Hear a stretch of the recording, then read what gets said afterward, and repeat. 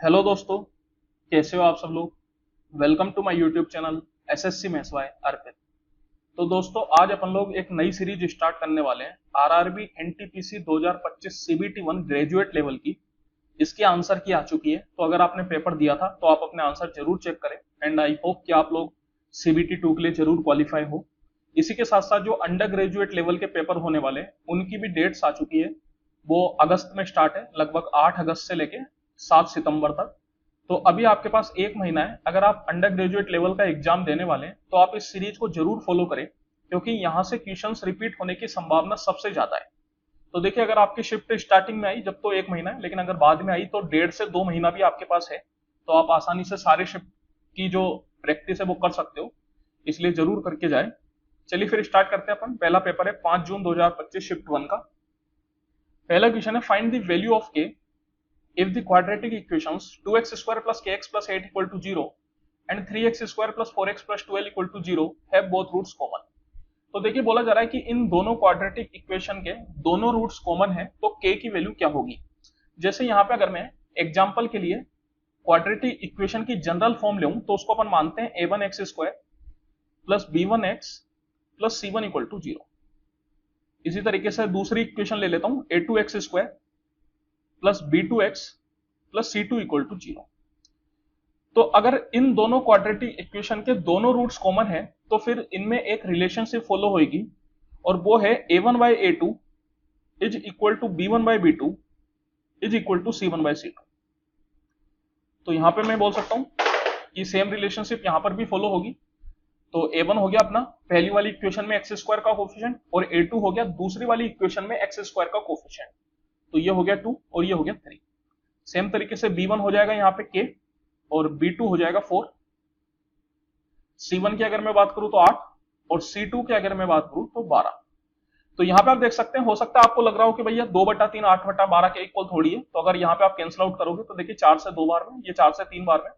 तो मैं बोल सकता हूँ कि जो रेशियो है वो बराबर आना चाहिए, और यहाँ पे वो बराबर आ रहा है। तो मैं बोल सकता हूँ कि ये दोनों जो चीजें हैं इनको इक्वल करके अपन k की वैल्यू निकाल सकते हैं। क्रॉस मल्टीप्लाई अगर आप करोगे तो ये हो जाएगा 4 इंटू 2/3, दैट मीन्स 8/3। तो k की वैल्यू क्या हो जाएगी, option number 1। The larger of two supplementary angles is 28 degree more than the smaller one, the smaller angle is। तो देखिए, बोला जा रहा है कि दो सप्लीमेंट्री एंगल है, उनमें जो बड़ा वाला है वो छोटे वाले से 28 डिग्री ज्यादा है। सप्लीमेंट्री एंगल की अगर अपन बात करें तो ऐसे दो एंगल जिनका सम 180 डिग्री होता है। कॉम्प्लीमेंट्री ऐसे दो एंगल जिनका सम 90 डिग्री होता है। यहाँ पे सप्लीमेंट्री की बात की जा रही है तो सम क्या होगा, 180 डिग्री। जैसे स्मॉलर एंगल को अगर मैं थीटा मान लूं तो जो बड़ा वाला है वो कितना हो जाएगा, तो वो हो जाएगा थीटा प्लस 28, क्योंकि बड़ा वाला जो एंगल है वो छोटे वाले से 28 जाता है। तो इन दोनों का जो सम है वो इक्वल टू है 180 डिग्री। तो यहां से अपन थीटा की वैल्यू निकाल सकते हैं।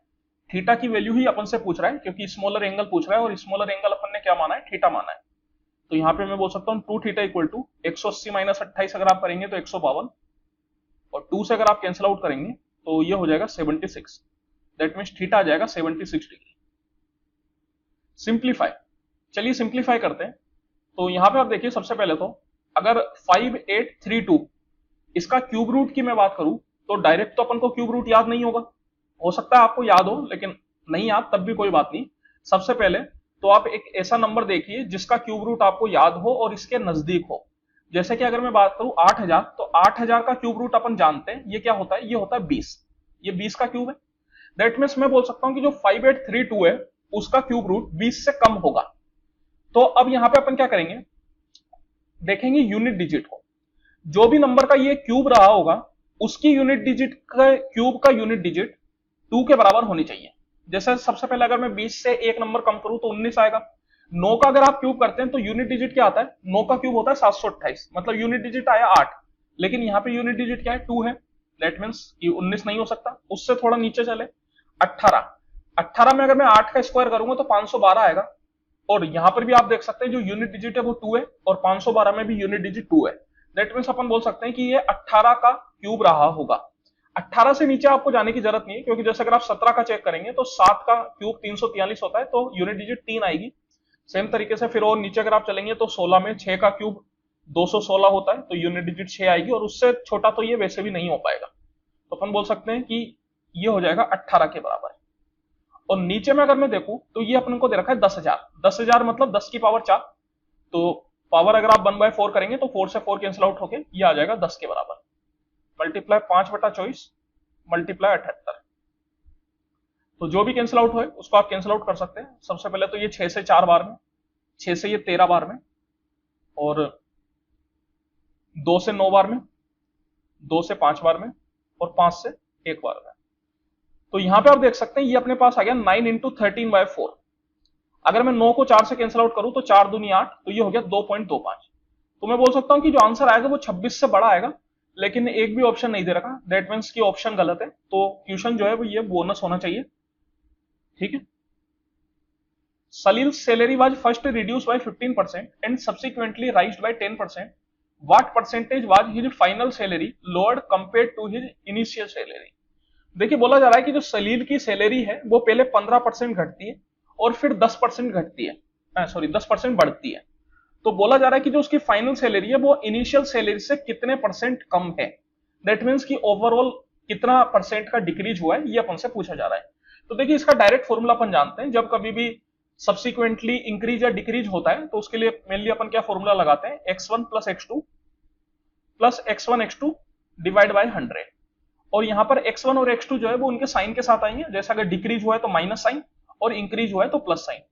तो यहां पे आप देखिए पहले उसकी सैलरी जो है वो रिड्यूस हुई है और कितनी 15%, रिड्यूस का मतलब डिक्रीज हुई है, तो साइन क्या आएगा माइनस का, तो -15। और राइज मतलब इंक्रीज हुई है कितनी 10%, दैट मीन्स प्लस साइन, तो +10। तो ये हो गया अपने पास -15 इंटू +10 डिवाइड बाय 100। तो इसको आप सोल्व कर सकते हैं। ये 10 से अपना 1 0 कैंसिल आउट हो जाएगा, -15 प्लस 10 हो गया -5, और इसको अगर आप सोल्व करेंगे तो ये हो जाएगा -1.5, दैट मीन्स -6.5। माइनस कहने का मतलब है कि डिक्रीज हुई है, और कितनी हुई है 6.5%। तो यही अपन से पूछा जा रहा था कि जो उसकी फाइनल सैलरी होगी वो इनिशियल सैलरी से कितने परसेंट कम होगी। तो कितना परसेंट कम है, 6.5%। If 260 is the mean proportion between x and 338, what is the value of x? तो यहां पे आप देखिए मीन प्रोपोर्शन आपको दे रखा है 260। तो जब कभी भी 3 नंबर मीन प्रोपोर्शन में होते हैं, जैसे a b c, तो यहाँ पे b स्क्वायर जो होता है वो ac के बराबर होता है। तो यहाँ पे मैं बोल सकता हूं कि a आपको दे दिया x के बराबर, b दे दिया 260, और c दे दिया आपको 338। तो यहां पे मैं बोल सकता हूं 260 into 260 equal to x into 338। तो यहां पे आप देखिए, यहां पे अगर मैं बात करूं तो यहां पे 2 जीरो आएंगे, और यहां पे 338 में तो कोई जीरो है नहीं, दैट मीन्स कि जो जीरो रहेंगे वो x में रहेंगे। तो x में भी मैं बोल सकता हूं कि 2 जीरो आने चाहिए तभी जाके बराबर होगा, और वो कौन सा ऑप्शन है, ऑप्शन नंबर 1। यहाँ पे आप चाहे तो करके ऐसे देख भी सकते थे, कोई बहुत ज्यादा मुश्किल नहीं था, कैलकुलेशन आसानी से हो जाता। A class of 30 students appeared in a test. The average score of 12 students is 60 and that of the rest is 62. What is the average score of the class? देखिए बोला जा रहा है कि क्लास में 30 बच्चे हैं और 12 बच्चों का जो एवरेज स्कोर है वो 60 है और बाकी बचे हुए बच्चों का 62 है। तो पूरी क्लास का एवरेज क्या होगा? सेम टाइप का क्वेश्चन एसएससी सीजीएल प्रीलिम्स 2024 में पूछा गया है और काफी बार पूछा गया है। अगर आपने मेरा चैनल पहले से फॉलो करा है तो आपने ये क्वेश्चन कभी ना कभी जरूर देखा होगा, और एकदम सेम है। यहाँ पे बिल्कुल डिजिट्स भी चेंज नहीं हो रही, मतलब वहां भी 12 और 60 था और 62 था, बिल्कुल एकदम सब कुछ सेम। तो यहाँ पे देखिए दो तरीके हैं, एक तो अपन नॉर्मली चल सकते हैं, दूसरा अपन डेविएशन मेथड भी इस्तेमाल कर सकते हैं। तो डेविएशन मेथड में क्या होता है, इन नंबर्स के नजदीक में अपन कोई नंबर मान लेते हैं। नंबर कौन से, 60 और 62, क्योंकि ये अपने एवरेज है। तो जो अपन ओवरऑल एवरेज लेंगे वो भी इन नंबर के नजदीक में मान के चलेंगे। जैसे मैंने मान लिया 60 के बराबर, तो अब आप यहां पे देखिए 12 बच्चों का एवरेज 60 है, जो मैंने माना था उतना ही है, दैट मींस ना ज्यादा ना कम, तो क्या आ जाएगा 0। तो आप बोल सकते हो 12 इंटू 0। अब ये जो बाकी बच्चे बचे उनका एवरेज 62 है। 30 में से 12 बच्चों का 60 है, तो बाकी कितने बच्चे बचेंगे, 18 बच्चे बचेंगे। 18 बच्चों का जो एवरेज है वो 62 है। अपन ने कितना माना था, 60 माना था, दैट मींस कि अपन ने जितना माना उससे 2 ज्यादा है, तो अपन को उन 18 बच्चों पे 2 का बढ़त करना पड़ेगा, दैट मींस कि 18 मल्टीप्लाई बाय 2, और ये जो नंबर है इसको पूरे 30 बच्चों में बांटना पड़ेगा। तो यहां पे आप देख सकते हैं ये कितना हो जाएगा, ये तो 0 हो ही गया आपके पास, ये 2 से आपका चला जाएगा 15 बार में, ये 3 से 5 बार में, और 3 से 6 बार में। तो ये आ गया 60 प्लस 6/5, 6/5 मतलब हो गया आपके पास 1.2, तो ये आ गया 61.2। तो जो ओवरऑल क्लास का एवरेज होगा वो होगा 61.2। The average of first 14 whole number. देखिए शुरुआती 14 होल नंबर का एवरेज अपन से पूछ रहा है। तो होल नंबर क्या होते हैं, जीरो से स्टार्ट होते हैं और सारे इंटीजर होते हैं 0 1 2 3 4 इस तरीके से। तो यहां पर अपन कहां तक जाएंगे, तो देखिए टोटल 14 होल नंबर की बात की जा रही है। अपन ने सीरीज को 0 से स्टार्ट किया है, इसलिए जो 14th नंबर होगा वो अपना क्या हो जाएगा, वो हो जाएगा 13 के बराबर, बिकॉज ये हो गए टोटल 13 नंबर और ये हो गया 1, तो 1 + 13 = 14। अब यहां पे अपन से इन सारे नंबर्स का एवरेज पूछ रहा है। तो एवरेज के लिए अपन क्या करते हैं, सबका सम करके डिवाइड करते हैं टोटल नंबर से। तो लेकिन यहां पे वो चीज करने की जरूरत नहीं है। देखिए अगर आप देखेंगे तो ये सारे क्या है, इंटीजर है और कंसेक्यूटिव इंटीजर है।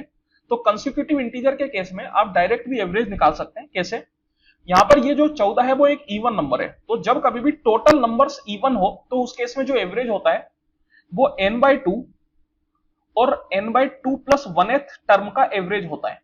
तो n/2 क्या हो जाएगा, 14/2 मतलब 7, और n/2 + 1 क्या हो जाएगा, 7 + 1 8, मतलब 7th और 8th नंबर का जो एवरेज होगा वो ही इस पूरे का एवरेज होगा। अब 7th नंबर कौन सा होगा, तो सीरीज 0 से स्टार्ट हुई है, इसलिए 7th नंबर जो है वो 6 हो जाएगा, और 8th नंबर कौन सा हो जाएगा, तो वो हो जाएगा 7। तो इनका लेना है एवरेज, तो 6 + 7/2, क्योंकि ये दो नंबर है तो एवरेज क्या हो जाएगा, इन दोनों का सम डिवाइड बाय 2, तो 13/2 मतलब कितना हो गया, 6.5। तो एवरेज आ गया आपके पास 6.5 के बराबर। Find the surface area of a sphere whose diameter is equal to 98 centimetre. Sphere का सरफेस एरिया अपन से पूछा जा रहा है, डायमीटर अपन को दे रखा है। तो देखिए स्फीयर का सरफेस एरिया का फॉर्मूला क्या होता है, ये होता है 4πr²। तो पाई हो गया 22/7, डायमीटर दे रखा है 98, तो रेडियस क्या हो जाएगा, रेडियस इक्वल टू डायमीटर का आधा, दैट मींस कि 98/2 कितना 49, तो मल्टीप्लाई बाय 49। तो सबसे पहले तो 7 से ही 7 बार में कैंसिल आउट हो जाएगा। अब यहां पे आप देखिए, अगर इस नंबर को अपन थोड़ा और रीअरेंज करें तो ये 22 को मैं लिख सकता हूं 11 × 2, तो 4 दूनी 8 मल्टीप्लाई 11 मल्टीप्लाई 7 मल्टीप्लाई 49। अब इस पूरे नंबर को आप चाहे तो मल्टीप्लाई कर सकते हैं, कोई बहुत बड़ी बात नहीं है, लेकिन इसके अलावा अपन और क्या कर सकते हैं, तो यहाँ पे यूनिट डिजिट से तो अपन नहीं चल पाएंगे क्योंकि सबकी यूनिट डिजिट जो है वो बराबर है। दूसरा यहाँ पे अपन डिजिटल सम से चल सकते हैं, लेकिन हो सकता है कि डिजिटल सम के केस में भी कोई दो ऑप्शन सेम आ जाए। तीसरा यहाँ पे अपन ये भी चेक कर सकते हैं, ये जो अपने पास ओवरऑल वैल्यू आएगी ये 11 का मल्टीप्लाई आएगी, तो अगर इनमें से केवल एकमात्र ऑप्शन 11 का मल्टीप्लाई है तो उससे भी अपना आंसर आ जाएगा। लेकिन मान लेते हैं कि दो ऑप्शन ऐसे आ गए जो 11 का मल्टीप्लाई है, तो फिर अपन उन दोनों ऑप्शंस में 8 का मल्टीप्लाई चेक कर सकते हैं, क्योंकि ये जो पूरी डिजिट है ये 8 का भी मल्टीप्लाई होगी, या फिर 7 का मल्टीप्लाई चेक कर सकते हैं बिकॉज ये पूरी डिजिट 7 का भी मल्टीप्लाई होगी। तो इस तरीके से अपन ऑप्शन एलिमिनेट कर सकते हैं। तो यहां पे आप देखिए, सबसे पहले अगर मैं बात करूं 8 के मल्टीपल से चेक करके, तो अपन जानते हैं 8 का मल्टीपल क्या होगा, जिसकी लास्ट की 3 डिजिट अगर 8 से कैंसिल आउट हो रही है तो वो पूरा नंबर भी 8 से कैंसिल आउट हो जाएगा। तो यहां पे देखिए 256 8 से डिवाइड हो जाएगा, 8 3 24 8 दूनी 16। 204 की अगर मैं बात करूं तो 8 दूनी 16 और ये हो गया 44 8 से डिवाइड नहीं होता, दैट मींस कि ये नंबर, ये आंसर नहीं हो सकता। 184 की अगर मैं बात करूं तो 8 दूनी 16 और 8 3 24, मतलब ये हो सकता है। 284 की अगर मैं बात करूं तो देखिए 8 3 24 और ये आ गया 44 फिर से 8 से डिवाइड नहीं होता, दैट मींस कि ये भी आंसर नहीं हो सकता। तो 8 से मल्टीप्लाई में दो ऑप्शन अपने एलिमिनेट हो गए, लेकिन दो ऑप्शन अभी भी बचे हुए हैं। तो अब इसमें अपन या तो चाहे तो डिजिटल सम लगा ले, या फिर अपन 7 का मल्टीप्लाई चेक कर ले। तो देखिए यहाँ पे इन दोनों नंबर को 7 से डिवाइड करके देख लेते हैं, जो नंबर 7 से डिवाइड हो रहा होगा वही अपना आंसर बन जाएगा। तो ये हो गया 7 चौकू 28, 12 7 एकम 12 55, तो 7 7 जा 49, और ये बन गया अपने पास 66। तो 66 जो है वो 7 से डिवाइड नहीं होता, दैट मींस कि ये आंसर नहीं हो सकता। तो एकमात्र ऑप्शन बचा, आप चाहे तो इसको चेक कर सकते हो, ये 7 से डिवाइड हो जाएगा। Rahul's age is 3 times the age of his daughter. After 8 years from now, his age will be 5 years more than twice the age of his daughter. Find the present age of Rahul. देखिए बोला जा रहा है राहुल की जो as है उसकी daughter की 3 गुना है, दैट मींस कि Rahul is equal to 3 times daughter. Daughter को मैंने डी मान लिया, और बोला जा रहा है कि आज से 8 साल बाद उसकी जो एज है वो उसकी डॉटर की दुगना से 5 साल ज्यादा होगी। तो सबसे पहले तो अगर आज से 8 साल बाद की एज की मैं बात करूं तो वो क्या होगा, तो प्रेजेंट एज को अपन ने आर और डी माना है, राहुल की एज को क्या माना है आर और डॉटर की एज को डी माना है। तो आज से 8 साल बाद कितनी एज हो जाएगी, तो राहुल की एज हो जाएगी r+8, डॉटर की एज हो जाएगी d+8। ये तो हो गई आज से 8 साल बाद की एज। अब बोला जा रहा है कि जो राहुल की एज है वो डॉटर की ट्वाइस में 5 ज्यादा, तो डॉटर की एज का कर दिया ट्वाइस और इसमें जोड़ दिया 5, तो ये बन गई राहुल की एज। दैट मीन्स कि ये हो गए बराबर। यहां पे अपन से राहुल की ही प्रेजेंट एज पूछी जा रही है, तो आप चाहे तो यहां पे सीधा पहले तो r इक्वल टू 3d डाल देते हैं, तो उससे डॉटर की एज निकल जाएगी और फिर अपन उसका 3 गुना कर देंगे तो राहुल की एज मिल जाएगी। तो यहां पे देखिए सबसे पहले तो क्या हो गया अपने पास 3d plus 8 equal to 2d plus 8 दूनी 16 प्लस 5, तो ये आ गया d इक्वल टू, ये 8 उधर चला गया, 16 माइनस 8 8, 8 प्लस 5 13, तो डॉटर की जो एज है वो आ गई 13 साल। तो राहुल की प्रेजेंट एज पूछ रहा है, तो राहुल की प्रेजेंट एज क्या हो जाएगी, क्योंकि ये r और d जो है वो अपन ने प्रेजेंट एज माना था, तो राहुल की एज हो जाएगी 3 इंटू 13 दैट इज 39 ईयर्स। तो आंसर हो जाएगा ऑप्शन नंबर 4। आंसर की में उन्होंने गलत आंसर दिया है, इसका आंसर 30 दे रखा है, लेकिन आंसर 30 नहीं आएगा, 39 आएगा। Varun and Ashish together can paint a hole in 3 days. Varun alone can paint it in 7 days. In how many days can Ashish alone paint 4 such holes? देखिए बोला जा रहा है कि वरुण और आशीष एक होल को 3 दिन में मिलके पेंट कर देते हैं। वरुण अगर अकेला पेंट करता हो तो 7 दिन लगते हैं। तो पूछा जा रहा है कि अगर आशीष अकेला वैसे 4 होल पेंट करे तो कितना दिन लगेगा। तो यहां पे देखिए सबसे पहले तो वरुण प्लस आशीष मिलके 3 दिन लगा रहे हैं और वरुण अकेला जो है वो 7 दिन लगा रहा है, तो इनका ले लो आप एलसीएम। तो 7 और 3 का एलसीएम क्या हो जाएगा 21, तो 3 से ये 7 बार में और 7 से 3 बार में। दैट मीन्स मैंने मान लिया कि जो वो होल है उसका एरिया है 21 के बराबर, 21 कुछ भी मान लो, 21 सेंटीमीटर स्क्वायर, 21 मीटर स्क्वायर, जो भी है कोई दिक्कत नहीं है। अपन ने मान लिया 21 यूनिट के बराबर है उस होल का एरिया।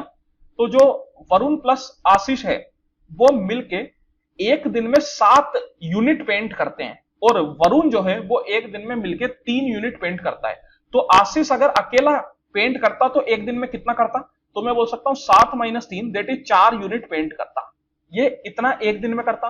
वैसे 4 होल उसको प्रिंट करने हैं, एक होल का एरिया 21 है तो 4 होल का एरिया क्या हो जाएगा 21 इंटू 4, और वो एक दिन में अगर 4 यूनिट प्रिंट करेगा तो टोटल कितने दिन में प्रिंट कर देगा, तो 4 से ये 4 कैंसिल आउट, तो आंसर आ जाएगा 21। दैट मीन्स कि 21 दिन में वो प्रिंट कर देगा, पेंट कर देगा। If Ishwar covers 721 km in a boat in 42 hours against the stream and he takes 15 hours with the stream, then find the speed of the stream. देखिए बोला जा रहा है कि ईश्वर नाम का आदमी है जो कि 721 किलोमीटर 42 घंटे में कवर करता है against the stream. Against the stream बोलने का मतलब क्या है कि नदी जिस दिशा में बह रही है उसके विपरीत दिशा में ये जा रहा है। दैट मीन्स कि अपस्ट्रीम, अपस्ट्रीम का मतलब ही होता है अगेंस्ट द स्ट्रीम। तो अपस्ट्रीम में जो अपन स्पीड मानते हैं बोट की, वो मानते हैं S1 माइनस S2, जहां पर S1 है बोट की स्पीड रुके हुए पानी में और S2 है पानी की स्पीड मतलब नदी की स्पीड। और बोला जा रहा है कि 15 घंटे लेता है अगर वो अलोंग द स्ट्रीम चले। अलोंग द स्ट्रीम बोलने का मतलब है कि जिस दिशा में नदी जा रही है उसी दिशा में अगर वो चले तो 15 घंटे में ही 721 किलोमीटर कवर कर लेता है। तो जिस दिशा में नदी जा रही है उस दिशा में चलने को अपन डाउन स्ट्रीम बोलते हैं, और उसमें जो अपन बोट की स्पीड मानते हैं वो मानते हैं S1 प्लस S2। तो यहां पे अपन बोल सकते हैं speed equal to distance upon time. तो speed S1 minus S2 this is equal to distance कितना है 721 किलोमीटर और टाइम लग रहा है 42 घंटे। और यहां पे अगर मैं बात करूं S1 plus S2 equal to हो जाएगा, डिस्टेंस सेम रहेगा 721 किलोमीटर और यहां पर जो टाइम लग रहा है वो लग रहा है 15 घंटे। अपन से स्ट्रीम की स्पीड मतलब S2 की वैल्यू पूछी जा रही है। तो यहां पे आप देखिए सबसे पहले इसको थोड़ा सिंप्लीफाई कर लेते हैं।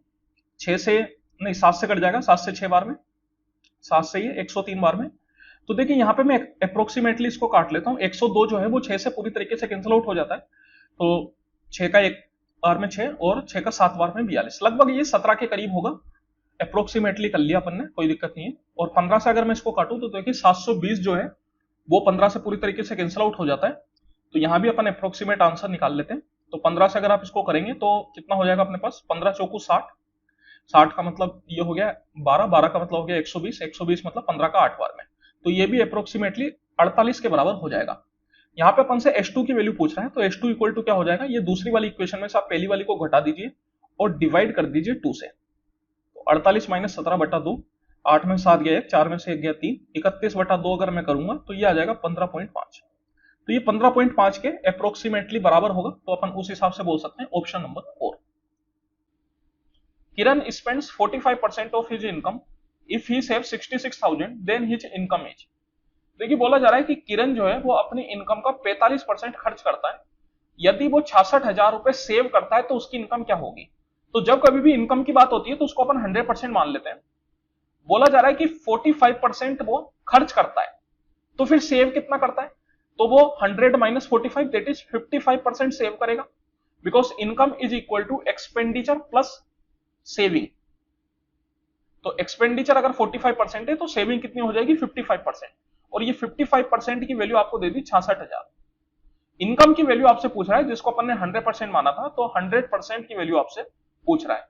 सबसे पहले तो ये 11 से 5 बार में चला जाएगा, 11 से ये 6 बार में, और ये 3 जीरो, फिर 5 से अगर आप यहाँ पे काटेंगे तो ये 5 से अपना चला गया, 5 से 12 बार में, दैट मीन्स 1200। तो 1% की वैल्यू हो गई 1200, तो 100% की वैल्यू क्या हो जाएगी, तो 1200 into 100 that means 1,20,000। Option number 4। A dealer sells 2 dryers at the rate of 63,000 per dryer. On one he earns a profit of 5% and on the other he loses 30%. What is his loss percent in the whole transaction? देखिए बोला जा रहा है कि एक dealer है जो कि 2 ड्रायर बेचता है और दोनों ड्रायर को वो 63,000 में बेचता है। एक पे उसको 5% का प्रॉफिट हो रहा है और दूसरे पे उसको 30% का लॉस हो रहा है। तो ओवरऑल लॉस परसेंट क्या होगा ये अपन से पूछा जा रहा है। तो यहां पे आप देखिए दोनों ड्रायर की जो सेलिंग प्राइस है वो अपन को दे दी 63,000, तो SP1 हो गया 63,000 और SP2 भी हो गया 63,000। अब ये जो पहला वाला ड्रायर है ये 5% के प्रॉफिट पे बेचा। कॉस्ट प्राइस को मेनली अपन 100% मानते हैं, अगर उस पर 5% का प्रॉफिट आप कैलकुलेट करेंगे तो कितना हो जाएगा 105%, मतलब सेलिंग प्राइस बन गई 105%। तो ये जो 63,000 है ये अपन को दे दी 105% की वैल्यू। तो 105 से आप कर दीजिए डिवाइड, सो दैट कि आपको 1% की वैल्यू मिल जाए। और अपन को निकालनी है कॉस्ट प्राइस जिसको अपन ने 100% माना था, तो 100 से मल्टीप्लाई कर दीजिए। 105 से डिवाइड करने पे 1% की वैल्यू आ गई और 100 से मल्टीप्लाई करने पे 100% की वैल्यू आ गई। तो यहां पे अगर आप देखेंगे तो ये डायरेक्ट कैंसिल आउट हो रहा है, 105 का ये 6 बार में चला जाएगा, दैट मींस कि हो गया ये अपने पास 60,000। तो कॉस्ट प्राइस होंगे 60,000। और यहां पर अगर मैं बात करूं तो यहां पर जो है वो 30% का लॉस हुआ। फिर से अगर आप कॉस्ट प्राइस को 100% मानेंगे तो 30% लॉस का मतलब है कि जो सेलिंग प्राइस बनेगी वो बनेगी 100 माइनस 30 दैट इज 70%। तो ये जो वैल्यू आपको दे रखी है 63,000, ये दे रखी है 70% की वैल्यू। तो 70 से डिवाइड कर दीजिए सो दैट की 1% की वैल्यू निकल जाए, और 100 से मल्टीप्लाई कर दीजिए सो दैट की 100% की वैल्यू आ जाए। तो यहाँ पे अपन 70 से अगर आप इसको कैंसिल आउट करोगे तो देखिए 70 का ये 9 बार में हो गया 630, तो ये अपने पास आ गया 90,000। तो मैं बोल सकता हूं कि जो ओवरऑल सेलिंग प्राइस होगी वो हो जाएगी 63,000 प्लस 63,000, और ओवरऑल जो कॉस्ट प्राइस होगी वो हो जाएगी 60,000 प्लस 90,000। तो 60 प्लस 90 हो गया 1,50,000, और ओवरऑल सेलिंग प्राइस कितनी हो गई 63 प्लस 63 दैट मींस की 1,26,000। तो इनका चाहे तो आप रेशियो ले लीजिए, सबसे पहले तो 3 जीरो अपना कैंसिल आउट हो गया, इसके बाद 6 से अपन इसको काट सकते हैं, 6 से ये 25 बार में और 6 से ये 21 बार में, दैट मींस की 25 रुपए के सामान को 21 रुपए में बेचा है, तो 4 रुपए का नुकसान है कितने पे 25 रुपए पे, मल्टीप्लाई बाय 100%। 25 का ये 4 बार में और 4 चौको 16, तो ओवरऑल 16% का नुकसान है। Option number 4। The difference between the simple interest and the compound interest compounded annually on a certain sum of money for 2 years at 16% per annum is 797 rupees. Find the sum. तो यहां पे आप देखिए बोला जा रहा है कि सिंपल इंटरेस्ट और कंपाउंड इंटरेस्ट का जो डिफरेंस है वो है 797 रुपीज। रेट ऑफ इंटरेस्ट अपन को दे रखा है 16% पर एनम और टाइम दे रखा है 2 साल। और ये जो कंपाउंड इंटरेस्ट हो रहा है ये कंपाउंडेड एनुअली हो रहा है, तो सम की वैल्यू अपन से पूछी जा रही है। तो देखिए जब कभी भी सम की बात होती है तो उसको अपन हमेशा 100% के बराबर मान लेते हैं। सम मतलब होता है प्रिंसिपल, तो प्रिंसिपल को अपन ने मान लिया 100%। अब अगर मैं बात करूं 2 साल का सिंपल इंटरेस्ट कितना बनेगा, तो 2 साल का सिंपल इंटरेस्ट निकालने के लिए आपको कुछ भी नहीं करना, टाइम को सीधा रेट ऑफ इंटरेस्ट से मल्टीप्लाई कर दीजिए, तो 2 इंटू 16 मतलब टोटल 32% का इंटरेस्ट बनेगा 2 साल में। तो सिंपल इंटरेस्ट तो सीधा सीधा आ गया 32%। अब अपन को देखना है कंपाउंड इंटरेस्ट। तो देखिए कंपाउंड इंटरेस्ट का डायरेक्ट आप फॉर्मूला भी यहां पे लगा सकते हैं। अगर आपको 2 साल का ओवरऑल रेट ऑफ इंटरेस्ट देखना है तो उसके लिए फॉर्मूला इस्तेमाल होता है 2x प्लस एक्स स्क्वायर बटा 100%। तो यहां पे अगर आप x की वैल्यू 16 डालेंगे तो 16 दूनी 32 प्लस 16 का स्क्वायर 256 बटा 100, तो ये हो गया 2.56, दैट मींस कि 34.56। तो जो 2 साल का कंबाइंड रेट ऑफ इंटरेस्ट बनेगा कंपाउंड इंटरेस्ट पे वो बनेगा 34.56%। तो इन दोनों का जो डिफरेंस है वो अपन को दे रखा है इक्वल टू 797 और अपन से सम मतलब 100% की वैल्यू पूछ रहा है। तो सबसे पहले तो अगर इसका अपन डिफरेंस देखेंगे तो ये हो जाएगा 2.56%, इसकी वैल्यू हो गई 797। यहाँ पे आप चाहे तो सबसे पहले तो डिसिमल हटा दीजिए, इधर 2 जीरो डाल देंगे, 4 से अपन इसको काट सकते हैं, 4 से ही 64 बार में हो जाएगा और 4 एकम 4 39 मतलब 4 का 9 बार में 36, फिर 9 बार में 36, 4 9 बार में 36, 4 दूनी 8 और 4 पंजे 20। तो ये हो गया 64% की वैल्यू आ गई 19925।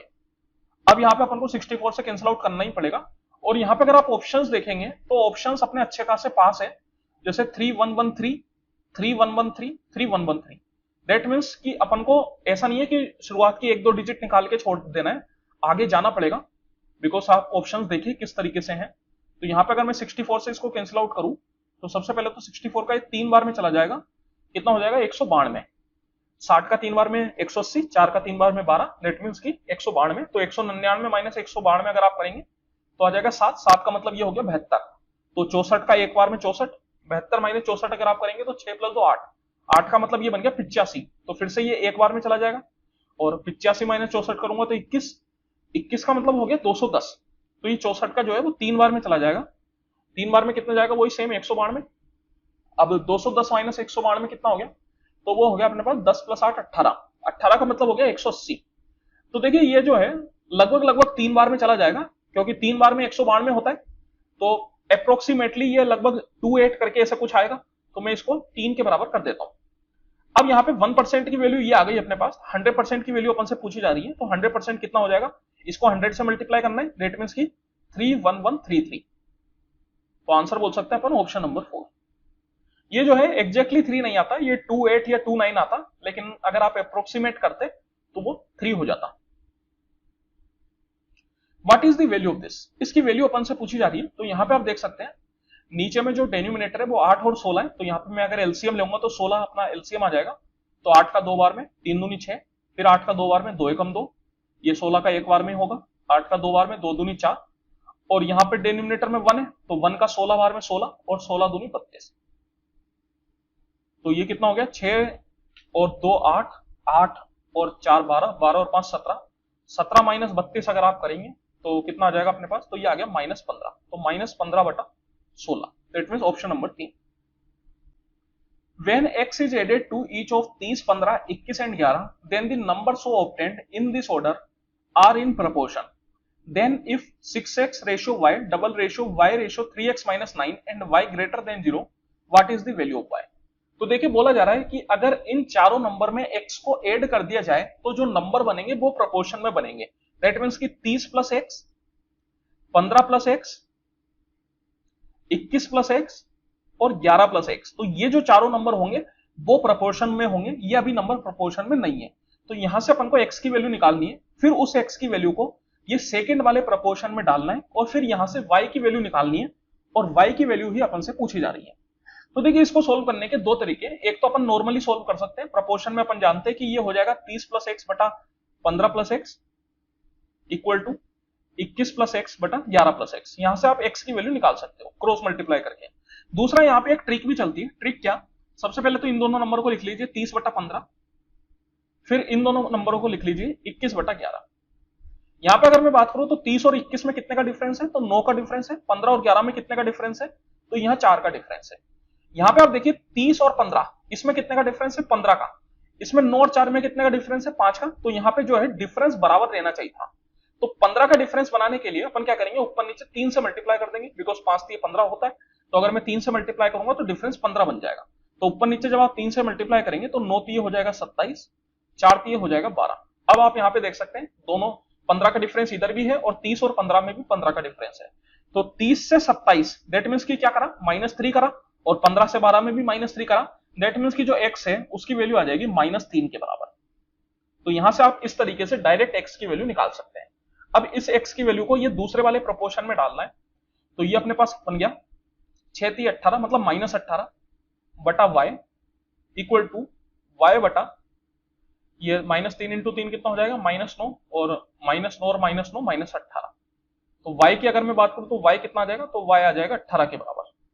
18 से 18 कैंसिल आउट हो जाएगा, दोनों साइड -1 -1, दैट मींस y की वैल्यू कितनी हो जाएगी, 18 के बराबर। Option number 1। In quadrilateral ABCD, AB equal to 17, BC equal to 8, CD equal to 9, AD equal to 12 and AC equal to 15 centimetre, what is the area of the quadrilateral. चलिए quadrilateral बना लेते हैं। तो ये बन गया A, B, C और D, ये हो गया अपना क्वाड्रिलेटरल। यहां पे बोला जा रहा है कि AB जो है वो 17 के बराबर है, BC 8 के बराबर है, CD 9 के बराबर है और AD 12 के बराबर है, और साथ ही साथ ये जो डायगोनल है AC ये अपन को दे दिया 15 के बराबर। तो अपन से इस क्वाड्रिलेटरल का एरिया पूछ रहा है। देखिए यहां पे अगर आप ध्यान से देखेंगे तो दो ट्राइंगल बन रहे हैं, और इन दोनों ट्राइंगल की साइड्स को अगर आप देखेंगे तो 8, 15, 17 ये अपने पास ट्रिपलेट होती है। अगर 8, 15, 17 ये ट्रिपलेट है, दैट मींस कि ये जो ट्राइंगल है वो राइट एंगल ट्राइंगल रहा होगा। और राइट एंगल कौन सा एंगल होगा, तो राइट एंगल हमेशा सबसे बड़ी वाली साइड का अपोजिट एंगल होता है, दैट मींस कि 17 के अपोजिट ये वाला जो एंगल है वो अपना राइट एंगल हो जाएगा। सेम तरीके से 9, 12, 15 ये भी अपने पास ट्रिपलेट है, तो ये भी राइट एंगल ट्राइंगल बनेगा, और राइट एंगल कौन सा हो जाएगा, 15 के अपोजिट, दैट मींस ये वाला। अगर इसको आप और ध्यान से बनाना चाहे तो कैसे बनेगा ये, तो देखिए कुछ इस तरीके से बन जाएगा अपने पास। तो ये हो गया A, B, C, और यहां पे भी एक राइट एंगल ट्राइंगल बन जाएगा कुछ इस तरीके से। ये हो गया ABCD। तो AB आ गया 15, BC आ गया 8, नहीं AC 15 था, सॉरी, AB आ गया 17 और CD आ गया 9, AD आ गया 12। तो कुछ इस तरीके का ये एक क्वाड्रिलेटरल बनेगा। उसकी शेप से वैसे अपन को कोई मतलब नहीं है, मेनली अपन को एरिया निकालना है, तो अब अपन आसानी से एरिया निकाल सकते हैं। ट्राइंगल का एरिया अपन जानते हैं half into base into height. तो यहाँ पे ये जो नीचे वाला ट्राइंगल है ABC, इसका एरिया क्या हो जाएगा, बेस मान लीजिए 8 और हाइट हो जाएगी 15। फिर ये जो ऊपर वाला ट्राइंगल है ACD, इसमें अपना बेस हो जाएगा 9 और हाइट मान लीजिए 12। तो ये अपने पास कितना आ गया, 2 से ये 4 बार में और 2 से ये 6 बार में, 15 चौको 60 और 9 चौको 54। तो ये हो गया अपने पास 114, option number 2। Find the duration in which 1200 will amount to 2280 at a rate of 4% per annum simple interest. तो यहां पे देखिए बोला जा रहा है कि 1200 रुपए 2280 कितने टाइम में बन जाएंगे 4% पर एनम सिंपल इंटरेस्ट पे। तो सिंपल इंटरेस्ट का डायरेक्ट फॉर्मूला अपन जानते हैं, simple interest equal to principal into rate into time बटा 100। तो सिंपल इंटरेस्ट कितने का मिलेगा, ये जो 1200 है वो है प्रिंसिपल और 2280 है अमाउंट। तो सिंपल इंटरेस्ट इक्वल टू होता है अमाउंट माइनस प्रिंसिपल, मतलब 2280 minus 1200 that is equal to कितना, 1080। तो 1080 रुपए का सिंपल इंटरेस्ट मिला कितने पे, 1200 रुपए पे। रेट ऑफ इंटरेस्ट है 4%, टाइम अपन को निकालना है, डिवाइड बाय 100। सोल्व कर लीजिए। तो देखिए 12 का ये अपना चला जाएगा 9 बार में और ये 0, तो टाइम इक्वल टू आ गया 90/4। तो 90/4 मतलब कितना हो गया, 4 दूनी 8, 10 मतलब फिर से 4 दूनी 8 और 4 पंजे 20, तो 22.5। तो इतने साल लग जाएंगे। A vendor bought lemons at 7 for ₹1, how many lemons must he sell for ₹1 to gain 75%। देखिए बोला जा रहा है कि एक वेंडर जो है वो 1 रुपए में 7 लेमन खरीदता है, तो वो 1 रुपए में कितने लेमन बेचे सो दैट कि उसको ओवरऑल 75% का प्रॉफिट हो। तो यहाँ पे सबसे पहले तो ये 1 रुपए को बदल के अपन क्या करते हैं 7 रुपए कर देते हैं, सो दैट की कैलकुलेशन अपनी आसान हो जाए। तो यहाँ पे मैंने कर दिया 7 रुपए में 7 लेमन, और यहाँ पर मैंने कर दिया कि 7 रुपए में वो कितने लेमन बेचे सो दैट कि उसको 75% का प्रॉफिट हो। अब आप यहाँ पे देखिए 7 रुपए में अगर उसने 7 लेमन खरीदे तो एक लेमन की जो कॉस्ट प्राइस है वो कितनी हो गई, तो वो हो गई 1 रुपया। तो अब यहाँ पे अपन से पूछा जा रहा है कि 7 रुपए में कितने लेमन बेचे। तो यहाँ पे देखिए ये जो 7 रुपए है इसको मैं 7 लेमन भी बोल सकता हूं, क्योंकि एक लेमन की जो कॉस्ट प्राइस है वो 1 रुपए है, दैट मीन्स कि 7 लेमन है और ओवरऑल जो है वो 75% का प्रॉफिट हुआ है। अगर मैं कॉस्ट प्राइस को 100% मानूं तो प्रॉफिट मिला के जो सेलिंग प्राइस बनेगा वो कितना बनेगा, वो मिलेगा 100 + 75 दैट इज 175%। तो ये जो 7 है ये 175% की वैल्यू है, और अपन से कॉस्ट प्राइस मतलब 100% की वैल्यू पूछ रहा है। तो 7 का ये कितनी बार में, 25 बार में, और 25 का ये 4 बार में, दैट मीन्स कि 4 लेमन जो है वो उसको बेचने पड़ेंगे, option number 2। The larger of two supplementary angles is 50 degree more than the smaller one, the smaller angle is। तो देखिए सेम टाइप का क्वेश्चन यहाँ पे रिपीट हो रहा है। एनटीपीसी की यही अच्छी बात है, अच्छी बात बोलिए या बुरी बात बोलिए, यहाँ पे क्वेश्चंस अच्छे खासे रिपीट होते हैं। सेम पेपर में वो एक जैसे सवाल डाल देते हैं, कभी कभार तो ऐसा भी होता है कि डिजिट्स भी चेंज नहीं करते। तो यहाँ पे आप देखिए फिर से सेम है, सप्लीमेंट्री एंगल मतलब सम होगा 180 डिग्री। यहाँ पर भी वही बात बोली गई है कि जो बड़ा वाला एंगल है वो छोटे वाले एंगल से 50 डिग्री ज्यादा है। तो छोटे वाले एंगल को मैं थीटा मान लेता हूं, तो बड़ा वाला एंगल क्या हो जाएगा थीटा प्लस 50, और इन दोनों का सम हो जाएगा 180 डिग्री। तो यहाँ पे थीटा अगर आप निकालोगे तो कितना हो जाएगा 180 माइनस 50 हो गया 130, तो 130 बटा 2 that is equal to 65 degree. Option number 1। If 7.5 ratio 19.5 double ratio 16 ratio x then find the value of x। तो यहाँ पे आप देख सकते हैं ये जो चारों नंबर है वो प्रोपोर्शन में है, तो मैं बोल सकता हूं कि 7.5 divide by 19.5 is equal to 16 by x। तो यहाँ पे सबसे पहले तो ये डिसमल अपन हटा सकते हैं 15 से 5 बार में, और 15 का एक पता 15 3 45, तो x इक्वल टू हो जाएगा आपके पास 16 इंटू 13 बटा 5।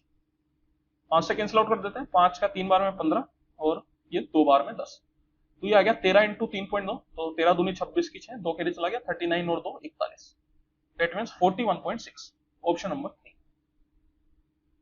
The simplified value of this, इसकी सिंप्लीफाइड वैल्यू अपन को निकालनी, तो यहाँ पे मैं बोल सकता हूँ कि बोर्ड मास का इस्तेमाल अपन करेंगे। बोर्ड मास क्या बोलता है कि सबसे पहले ब्रैकेट सोल्व करो, तो ब्रैकेट अपन को एक ही दे रखा है यहाँ पे, क्या है 17 प्लस 6, तो 17 प्लस 6 अगर आप करेंगे तो क्या हो जाएगा, तो ये हो गया आपके पास 23 के बराबर प्लस 19। अब ब्रैकेट के बाद आता है ओ का मतलब ऑफ, ऑफ का मतलब भी देखिए मल्टीप्लाई करना आता है होता है, लेकिन अगर एक जगह ऑफ लिख के दे रखा है और एक जगह मल्टीप्लाई का साइन बना के दे रखा है तो आपको पहले ऑफ वाला मल्टीप्लाई करना है। यहाँ पे कहीं ऑफ है नहीं, अच्छी बात है, आगे बढ़ते हैं। उसके बाद आता है डी फॉर डिवाइड, डिवाइड भी नहीं है। उसके बाद आता है मल्टीप्लाई, तो अब यहाँ पे होगा मल्टीप्लाई, दैट मींस ये, तो इसको अगर आप मल्टीप्लाई करेंगे तो 7 की 21 की 2 के लिए चला गया, 7 दूनी 14 और 2 16, तो ये बन गया 161 माइनस का साइन के साथ, तो ये 127 माइनस 161 प्लस 93। आप चाहे तो यहाँ पे यूनिट डिजिट से भी चल सकते हैं, तो 7 माइनस 1 6, 6 और 3 9, तो यूनिट डिजिट क्या आ जाएगी 9। एकमात्र ऑप्शन है option number 1। Pipe A can fill a tank in 18 minutes, while pipe B can empty the completely filled tank in 20 minutes. Initially, pipe A is opened and after 6 minutes, pipe B is also opened. In how much time will the remaining tank be filled completely? देखिए बोला जा रहा है कि pipe ए tank को 18 minute में भर देगा और पाइप बी जो है वो टैंक को 20 मिनट में पूरा खाली कर सकता है। पाइप बी जो है वो खाली करने का काम कर रहा है, मतलब नेगेटिव काम कर रहा है, तो इसकी जो एफिशिएंसी है उसको अपन माइनस साइन के साथ मानेंगे। सबसे पहले अपन क्या करते हैं, इनका ले लेते हैं एलसीएम, तो 18 और 20 का अगर आप एलसीएम लेंगे तो ये कितना आ जाएगा, ये आ जाएगा 180। दैट मींस कि मैंने मान लिया कि जो टैंक की टोटल कैपेसिटी वो है 180 लीटर। अगर पाइप ए 18 मिनट में पूरा भरता है तो हर मिनट कितना पानी डालता है टैंक में, 180 बटा 18 मतलब 10 लीटर। और पाइप भी अगर टैंक को 20 मिनट में खाली करता है तो हर मिनट कितना पानी निकालता है उसमें से, तो 180 बटा 20 दैट इज 9 लीटर। अब ये नेगेटिव काम कर रहा है इसलिए इसकी एफिशिएंसी को अपन माइनस साइन के साथ ले लेते हैं। अब बोला जा रहा है कि शुरुआत में 6 मिनट के लिए पाइप ए को ओपन किया जाता है, फिर पाइप बी को भी ओपन कर दिया जाता है। तो देखिए शुरुआत में 6 मिनट केवल पाइप ए ओपन है, पाइप ए जो है हर मिनट 10 लीटर पानी डालेगा, तो 6 मिनट में कितना पानी डाल देगा, तो 10 इंटू 6 दैट इज 60 लीटर पानी डाल देगा। अब पाइप बी भी खुल चुका है, पाइप बी जो है वो खाली करने वाला पाइप है, मतलब वो पानी को निकालता है। तो जब ये दोनों साथ में काम करेंगे तो 10 लीटर जाएगा और 9 लीटर निकलेगा, मतलब ओवरऑल कितना लीटर जाएगा, तो 1 लीटर जाएगा कितने मिनट में, 1 मिनट में। तो मैं मान लेता हूं कि हर मिनट 1 लीटर जा रहा है और अगले x मिनट के लिए जो है वो ये दोनों साथ में काम कर रहे हैं, तो टोटल कैपेसिटी हो गई 180। तो यहां से x की वैल्यू अगर आप निकालेंगे तो आ जाएगा 120।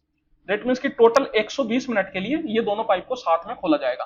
तो यही अपन से पूछा जा रहा है कि रिमेनिंग टैंक को फिल होने में कितना टाइम लगेगा, मतलब पाइप बी जब खुल गया तो उससे कितना टाइम लगेगा, तो पाइप बी जब खुला उससे 120 मिनट का टाइम लगा।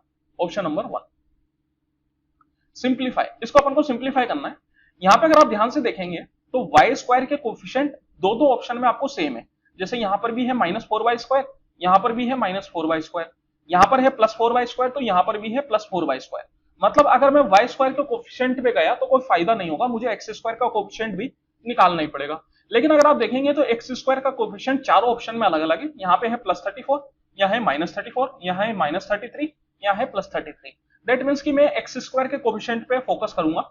x स्क्वायर का कोफिशिएंट मुझे कहां से मिलेगा, केवल x वाले टर्म से मिलेगा, तो ये हो गया 2x - 5y का होल स्क्वायर। तो यहाँ पे x स्क्वायर कब मिलेगा, जब मैं 2x का स्क्वायर करूंगा, तो 2x का स्क्वायर हो गया 4x स्क्वायर। सेम तरीके से यहां पर मेरे को x स्क्वायर कब मिलेगा, जब मैं 5x का स्क्वायर करूंगा, तो ये हो जाएगा 25x स्क्वायर। और यहां पर x स्क्वायर कब मिलेगा, जब x से x मल्टीप्लाई होगा, जो उनका कोफिशिएंट है वो साथ में चलेंगे, तो 2x × 2x that is 4x square. तो अगर आप इसको देखेंगे तो ये कितना आ जाएगा आपके पास, तो देखिए 25 और 4 29, 29 4 33, दैट मींस 33x²। 33x² के साथ एकमात्र ऑप्शन है ऑप्शन नंबर 4, तो यही अपना आंसर हो जाएगा।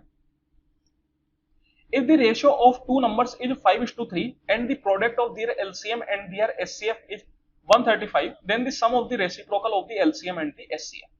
देखिए बोला जा रहा है कि दो नंबर का रेशियो है 5:3 और LCM और SCF का जो प्रोडक्ट है वो है 135 के बराबर। अपन जानते हैं कि LCM और SCF का जो प्रोडक्ट होता है वो इक्वल टू होता है दोनों नंबर के प्रोडक्ट के बराबर, that is A into B। तो LCM और SCF का प्रोडक्ट है 135, दिस इज इक्वल टू, यहां पे अगर मैं बात करूं दोनों नंबर 5:3 के रेशियो में, तो मैं A को मान लेता हूं 5x और B को मैं मान लेता हूं 3x। तो यहां से अपन x की वैल्यू निकाल सकते हैं, 5 3 15 हो गया, 15 से अगर आप इसको काटेंगे तो 15 से ये 9 बार में चला जाएगा, दैट मींस कि x² इक्वल टू 9, तो x इक्वल टू आ गया 3 के बराबर। अब अपन से पूछा जा रहा है रेसिप्रोकल ऑफ LCM और SCF का सम, मतलब 1/LCM प्लस 1/SCF, ये अपन से पूछा जा रहा है।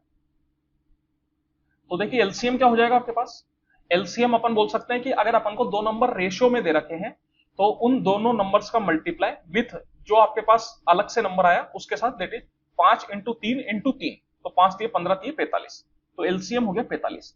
और SCF क्या, ये जो नंबर आया 3 यही SCF बन गया। SCF क्या होता है, SCF होता है हाईएस्ट कॉमन फैक्टर, मतलब ऐसा नंबर जो दोनों में कॉमन था। तो जब रेशियो लिया जाता है तो रेशियो लेते वक्त SCF ही कैंसिल आउट होता है, दैट मींस कि ये जो x आया जो कि कैंसिल आउट हुआ होगा जब रेशियो लिया होगा, तो यही अपना SCF है, बिकॉज ये हाईएस्ट कॉमन फैक्टर है। तो यहां पर अगर आप इसको सोल्व करेंगे तो ये LCM आ गया 45, ये एक बार में, 3 का 15 बार में, तो 15 प्लस 1 16/45, ऑप्शन नंबर 1।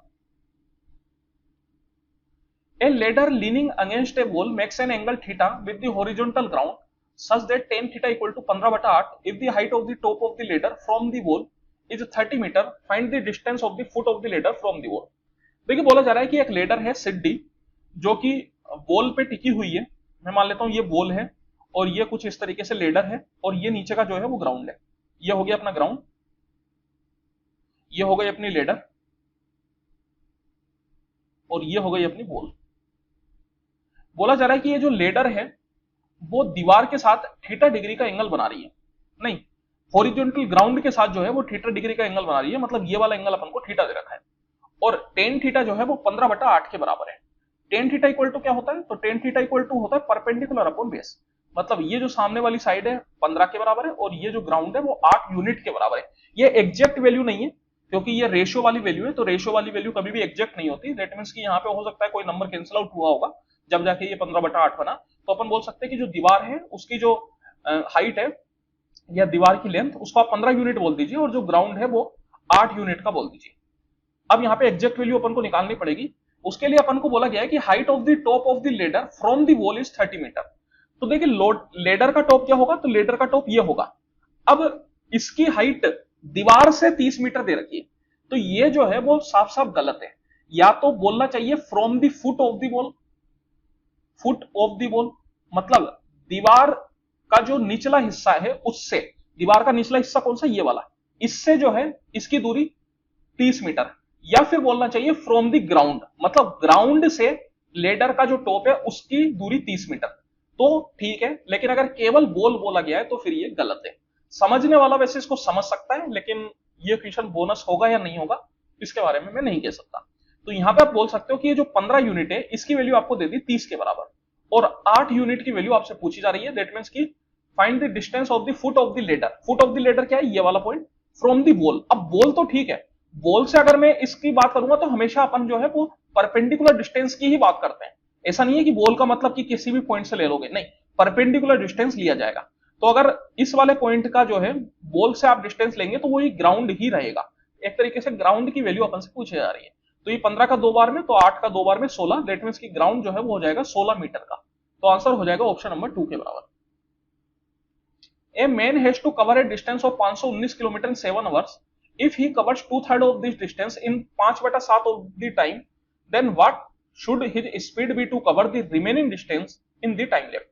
देखिए बोला जा रहा है कि अगर एक आदमी 519 किलोमीटर 7 घंटे में तय करता है, यदि अगर वो इसका 2/3 डिस्टेंस 5/7 टाइम में कवर करे, तो बाकी बचे हुए डिस्टेंस को कवर करने के लिए बाकी बचे हुए टाइम में कितनी स्पीड उसकी होनी चाहिए। तो यहां पे सबसे पहले अगर मैं बात करूं, डिस्टेंस है टोटल 519 किलोमीटर। अब इसका 2/3 डिस्टेंस जो है वो उसने कवर कर लिया, तो अब अपने पास कितना डिस्टेंस बचा, 1/3 बचा।